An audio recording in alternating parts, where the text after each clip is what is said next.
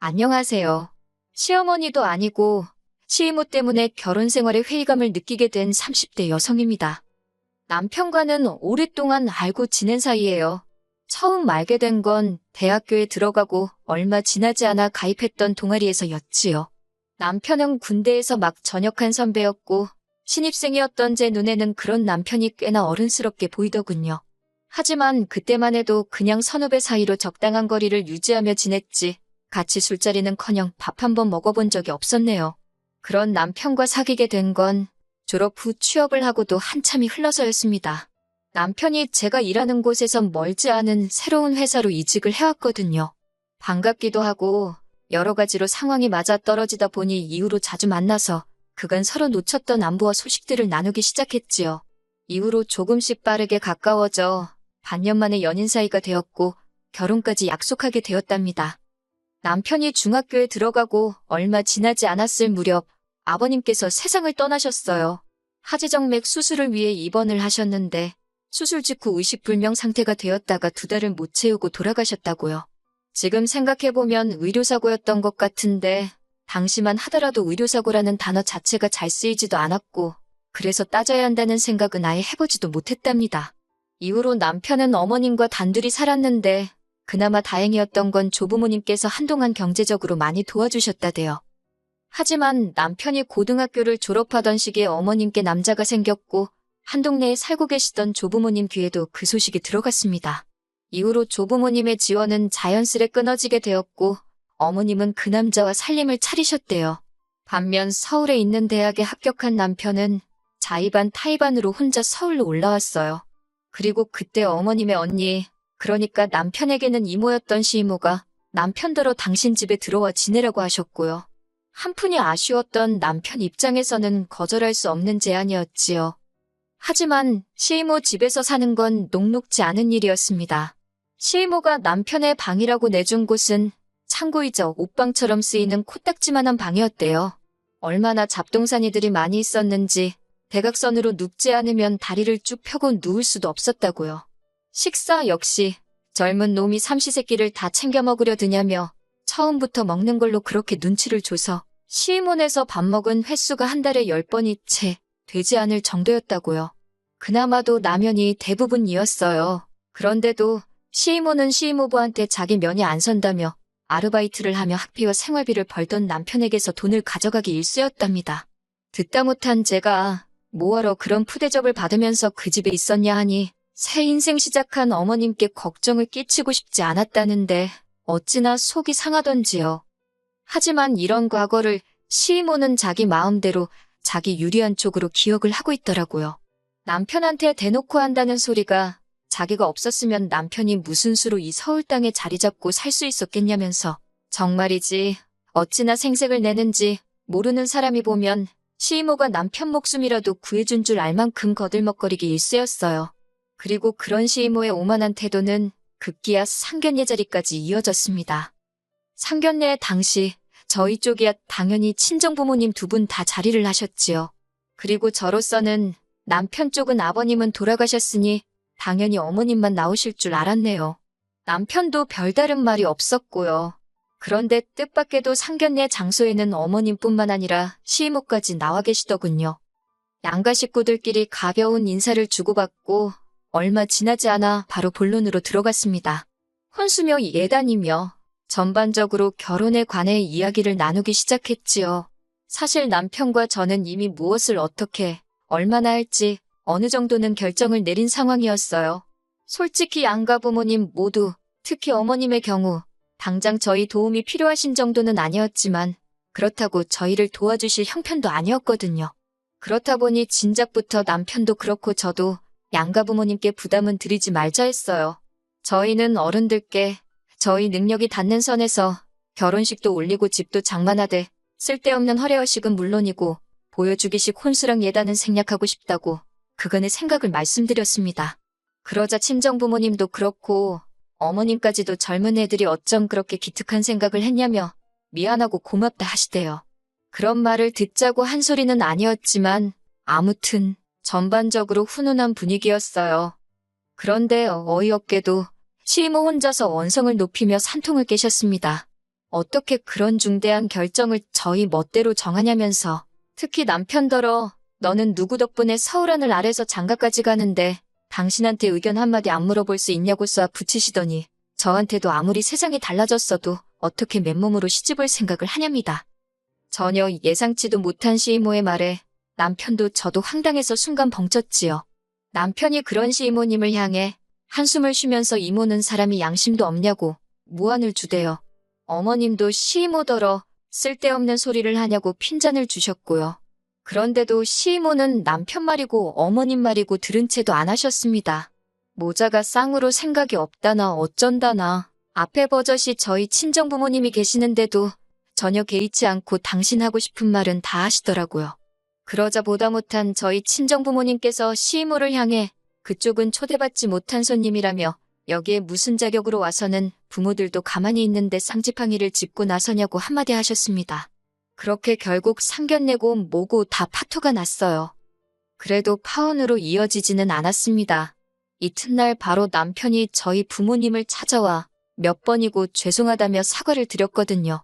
시이모하고는 왕래는커녕 자주 연락도 하지 않는다며 살면서 몇 번 마주칠 일도 없을 거니 제발 노여움을 풀어달라며 빌대요. 그리고 그런 남편의 진심 어린 사과에 저희 부모님께서 한 번 더 기회를 주기로 하셨고요. 그리고 친정어머니께서는 결국 이불부터 시작해서 대략 1,000만 원 정도의 예단을 해주셨습니다. 아내 가서 평생 트집 잡혀 사느니 남들 해가는 만큼 해가라고 대신 저더러 어깨 피고 살라면서요.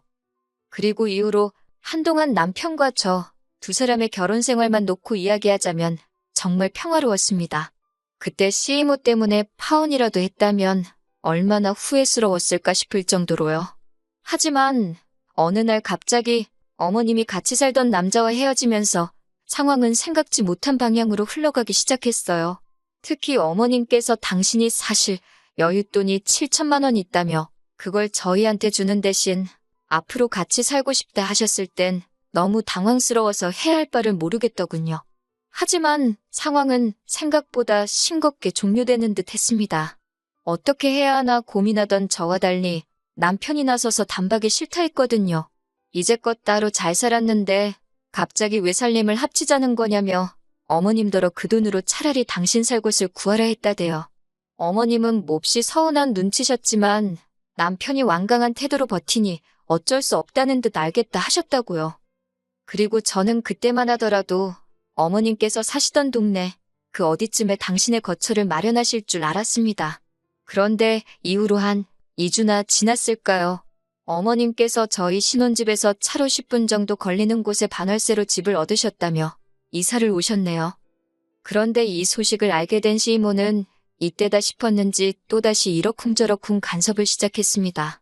자식 새끼가 길바닥에 나앉은 것도 아닌데 왜 어머니를 안 모시느냐며 니네 엄마는 해도 잘 안 드는 집에 살게 해놓고 니들은 밥이 목구멍으로 넘어가냐고 당장이라도 안방을 내어주라는 둥 어쩌라는 둥.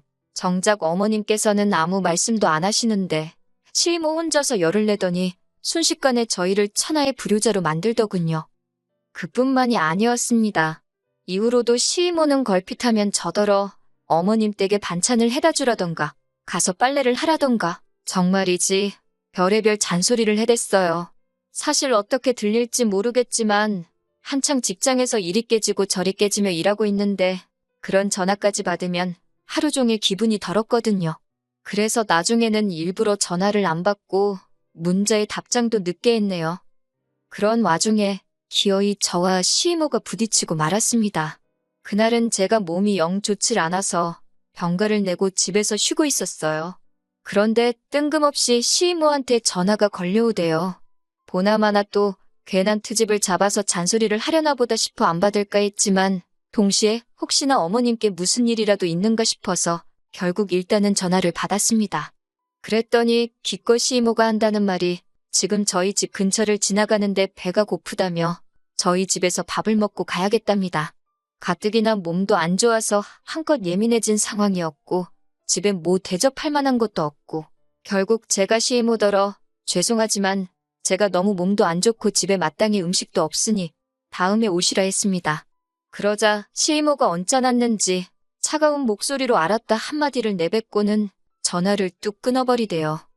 뒤끝이 장난 아닌 시이모가 전화를 그러고 끊었으니 솔직히 시이모를 달래줘야 하나 싶었지만 뜬금없이 저희 집에 밥을 먹으러 오겠다니 저희 집이 무슨 기사식당도 아니고 저도 기분도 나빠서 결국 다시 전화를 걸진 않았습니다.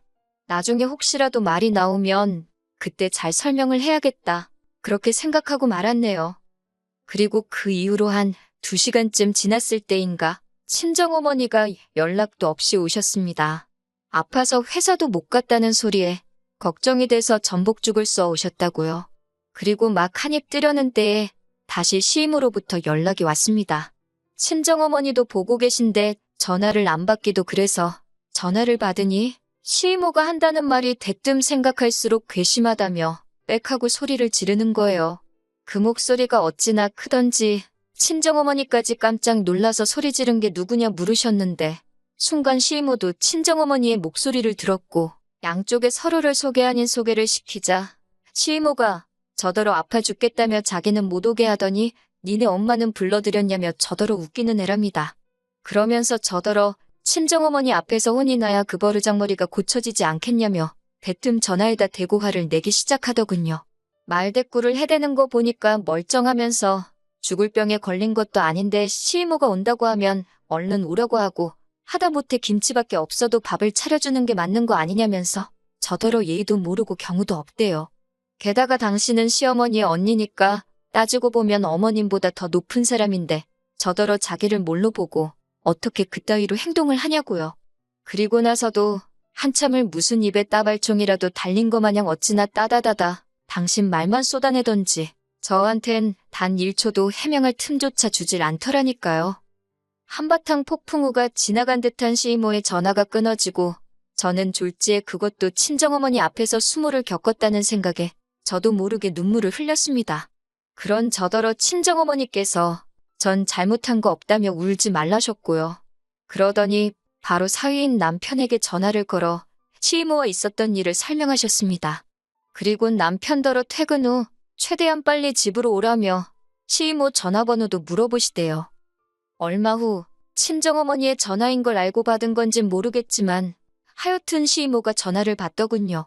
친정어머니께서 시이모한테 시댁 식구도 한 달이 건너야 하는 사이면 찰리만큼 먼 거라며 그것도 모르냐고 따지셨어요. 그러면서 별것도 아닌 걸로 어른 행세하려 들지 말라며 추접스럽고 꼴사납다고 뭐라 하시더니 경우고 예의범절이고 나이는 어디 콧구멍으로 먹었냐며 경거망동하지 말라고 그래봤자 애들이 비웃기나 하지 안 무서워한다셨지요. 부들거리는 시이모의 모습이 전화기 너머로 선명히 그려지는데 친정어머니께선 시이모가 했던 것처럼 당신 할 말만 하고 전화를 그냥 끊어버리셨습니다. 그리고 곧이어 사돈인 어머님께도 전화를 하셔서는 내 딸이 뭐가 아쉬워서 시어머니 하나로도 부족해 시이모 눈치까지 보고 살아야 하냐고 이럴 거면 그냥 애들 이혼시키겠다 하시대요. 그러자 어머님께서 만나서 이야기하자 하시더니 정말 30분도 걸리지 않아 저희 집으로 오셨습니다. 그리고 저희 친정어머니를 보자마자 죄송하다고 당신 언니가 왜 그러는 건지 당신도 모르겠다며 아무튼 앞으로는 시이모하고 제가 마주치는 일은 다신 없을 거라고 이번 한 번만 이해 좀 해달라고 사정을 하시더라고요. 사실 어머님께서는 당신 아들인 남편이 시이모한테 당한 서름을 나중에서야 아셨는데 그럼에도 불구하고 시이모한테도 제대로 따지지도 못하셨대요. 그래서 더 남편한테 미안한 마음을 가지고 계셨고 남편을 좀 어려워하셨지요. 하지만 그 이튿날 토요일 점심 무렵이었어요. 이번엔 그냥 전화가 아니라 아예 시이모가 저희 집으로 쫓아왔습니다. 저더러 네가 뭔데 당신 자매 사이를 끊어놓으려 하냐며 악을 쓰시대요. 그러자 저희 남편이 어이가 없다는 듯 시이모를 앞에 세워두곤 어머님께 전화를 드렸습니다. 그리고는 모두가 들을 수 있게 스피커폰을 켜고서는 시이모가 또 찾아와서 우릴 괴롭힌다고 이야기를 하더군요. 그러자 전화기 너머로 어머님께서 시이모한테 악을 쓰셨습니다. 왜 남의 아들 며느리를 잡아먹질 못해 안달이냐며 제발 관심 좀 끄라고요. 그러자 시이모님은 자기 속도 모르고 그런다며 네가 이렇게 물러터지니까 며느리 주제 시어머니고 시이모고 무서운 줄 모르고 따박따박 말대꾸하고 친정엄마라는 사람까지 지잘난 척을 한다는 겁니다. 그러자 어머님이 시이모더러 언니는 그렇게 잘나서 명절에도 며느리고 사위고 찾아오지도 않냐고 쏘아붙이는데 그 이야기를 듣곤 정말이지 뒤통수를 한 대 맞은 기분이더라니까요. 그리고 이후로 한 일주일이나 지났을까요? 친정집으로 시이모가 한 회의 과일에 꽤나 바리바리 선물을 보내셨더군요. 그리고는 장문의 문자로 당신이 나이 먹고 괜한 주책을 부렸다며 막말해서 미안하다. 마음에 담아두지 말랍니다. 자기는 저희 부부랑 잘 지내고 싶다나요. 솔직히 어디까지가 진심인지 모르겠더라고요. 하지만 결론부터 이야기하자면 일단은 그렇게 상황은 일단락 되었습니다. 친정어머니께서 말씀하시길 어찌됐건 시이모란 사람이 먼저 숙이고 들어온 만큼 당분간은 별탈 없을 거라셨지요. 솔직히 완전히 상황이 나아진 건 아닙니다. 더는 말을 안 해서 그렇지 누구 하나 개운한 사람은 없는 것 같거든요. 시간이 해결해줄 문제가 될지 금세 얼마 못 가 다시 반복되는 일일지는 지켜봐야만 알겠지요. 그래도 일단은 한 곱이 넘겼다 생각하고 지내고 있습니다. 솔직히 어머님한테는 유일한 혈육이나 다름없으니 저 때문에 두 분이 어색해지는 것도 싫고 그리고 자매끼리 평생 안 보고 산다? 적어도 저한텐 불가능한 일처럼 보여요. 그냥 어머님은 시이모와 잘 지내시고 저는 시이모 앞으로도 계속 이 정도 불편한 사이로 살 수 있으면 좋겠습니다.